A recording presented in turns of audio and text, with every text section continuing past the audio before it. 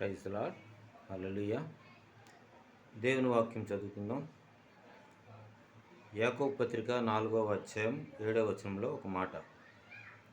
కాబట్టి దేవునికి లోబడి ఉండుడి, అపవాదిని ఎదిరించుడి, అప్పుడు వాడు మీ యొద్ద నుండి పారిపోవును. దేవుని యొద్దకు రండి, అప్పుడైన మీ యొద్దకు వచ్చును. దేవుని లేఖనం సెలవిస్తుంది. ప్రియులారా, అపవాది నుండి మనం విడిపించబడాలి. మరి అపవాదు నుండి మనం దూరం అవ్వాలి. అపవాది తాలూకా వలయంలో మనం చిక్కకుండా ఉండాలంటే దేవుని వాక్యం సెలవిస్తుంది, దేవుని యొద్దకు రమ్మని వాక్యం సెలవిస్తుంది. దేవుని యొద్దకు వచ్చినట్లయితే మరి దేవుడు వచ్చిన వారితో ఉంటాడు. అప్పుడు అపవాది తరమకుండానే మన యొద్ద నుండి పారిపోతుంది. అంటే ఈ వాక్యాన్ని మనం ధ్యానం చేసినప్పుడు పలు విధాలుగా దీనికోసం ధ్యానం చేస్తారు చాలామంది.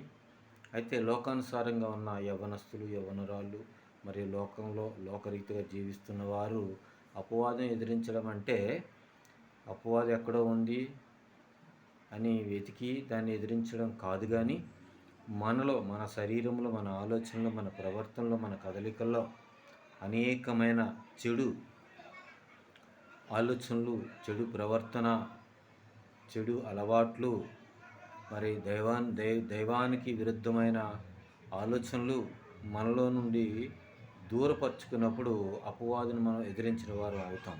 మన దేహాన్ని శుద్ధి చేసుకొని, మన దేహాన్ని మనం కాపాడుకుంటూ, మనం ఆరోగ్యంగా ఉండడానికి ఎలాంటి ప్రయత్నాలు చేస్తామో, ఎంత డబ్బు అయితే ఖర్చు పెడతామో, అలాగే పరిశుద్ధంగా ఉండడానికి కూడా మరి అనేకమైన ప్రయత్నాలు చేస్తూ మనలో ఉన్న ప్రతి ఒక్క విరుద్ధమైన క్రియ మనం విడిచిపెట్టడానికి ప్రయత్నాలు చేసి వాటిని విడిచిపెట్టినట్లయితే పరిశుద్ధమైన దేవుని యొక్క కృప మనకి ఆవరించి ఉంటుంది. దేవుని యొక్క సహాయము మనకి అందుతూ ఉంటుంది. ఎందుకనంటే నీవు ఎప్పుడైతే చెడు నుంచి విడుదల పొంది మంచి మార్గంలో నడవాలనుకుంటావో అప్పుడే దేవుని యొక్క దేవదూతలను చుట్టూ ఉండి నీకు కాపలాగా ఉండి నీకు కావలసిన సమస్తమును కూడా నీకు దయచేయడానికి దేవుడు వాటిని నీకు నీ దగ్గర ఉంచుతాడు. కనుక చెడు నుంచి మరి దూరపరచడం అంటే అపవాది నుండి దూరం కావడం.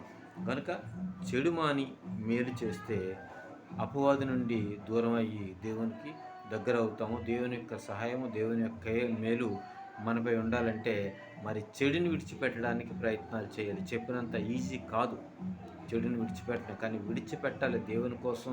తర్వాత నీ దేహం కోసం నువ్వు దేవుని యొద్ద నుంచి వచ్చాక మరలా దేవుని దగ్గరికి వెళ్ళాలి. కనుక పట్టుదలతో, పౌరుషంతో ఎలాగైనా నేను మంచి ప్రవర్తన కలిగి ఉండాలి, మంచి గుణగణాలు కలిగి ఉండాలి, నాలో ఉన్న చెడు సమస్తాన్ని నేను ఒకటిగా వదిలివేయాలని ఒక పట్టుదల తెచ్చుకొని నువ్వు ప్రయత్నం చేసినట్లయితే దేవుడు నీకు విజయం ఇస్తాడు. దేవుడు తన పరిశుద్ధ లేఖలను దీవించును గాక.